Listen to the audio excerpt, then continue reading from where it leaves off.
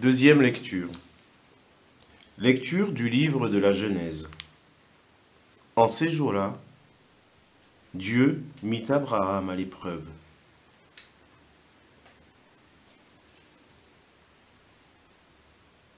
Il lui dit, « Abraham !» Celui-ci répondit, « Me voici. » Dieu dit, « Prends ton fils unique, celui que tu aimes, Isaac. Va au pays de Moria.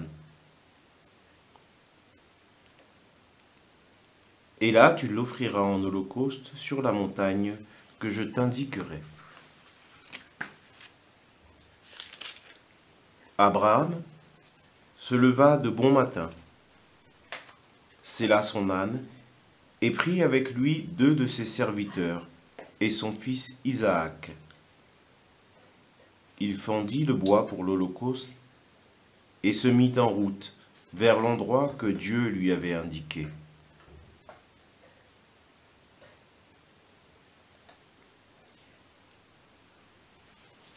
Le 3e jour, Abraham, levant les yeux, vit l'endroit de loin. Abraham dit à ses serviteurs, « Restez ici avec l'âne. Moi et le garçon, nous irons jusque là-bas pour adorer, puis nous reviendrons vers vous. » Abraham prit le bois pour l'holocauste et le chargea sur son fils, Isaac. Il prit le feu et le couteau, et tous 2 s'en allèrent ensemble.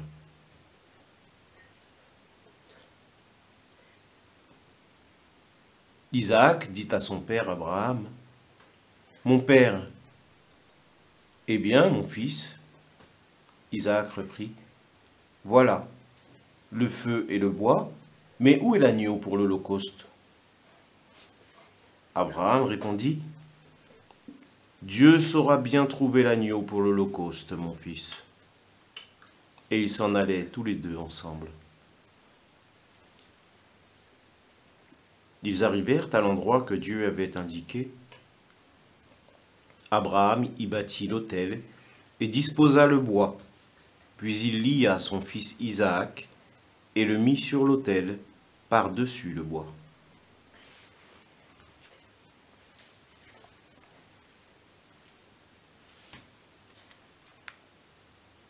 Abraham étendit la main et saisit le couteau pour immoler son fils. Mais l'ange du Seigneur l'appela du haut du ciel et dit, « Abraham, Abraham !» Il répondit, « Me voici. » L'ange dit, « Ne porte pas la main sur le garçon, ne lui fais aucun mal. Je sais maintenant que tu crains Dieu. Tu ne m'as pas refusé ton fils, ton unique. »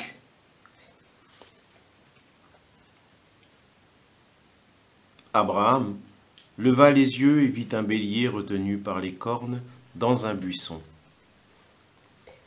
Il alla prendre le bélier et l'offrit en holocauste à la place de son fils.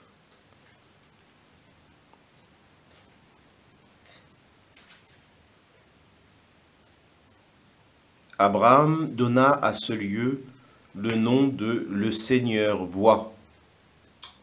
On l'appelle aujourd'hui sur le mont « Le Seigneur est vu ».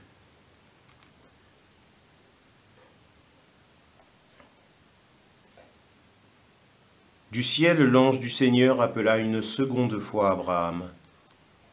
Il déclara, « Je le jure par moi-même, oracle du Seigneur, parce que tu as fait cela, parce que tu ne m'as pas refusé ton fils, ton unique, je te comblerai de bénédictions. Je rendrai ta descendance aussi nombreuse que les étoiles du ciel et que le sable au bord de la mer. Et ta descendance occupera les places fortes de ses ennemis.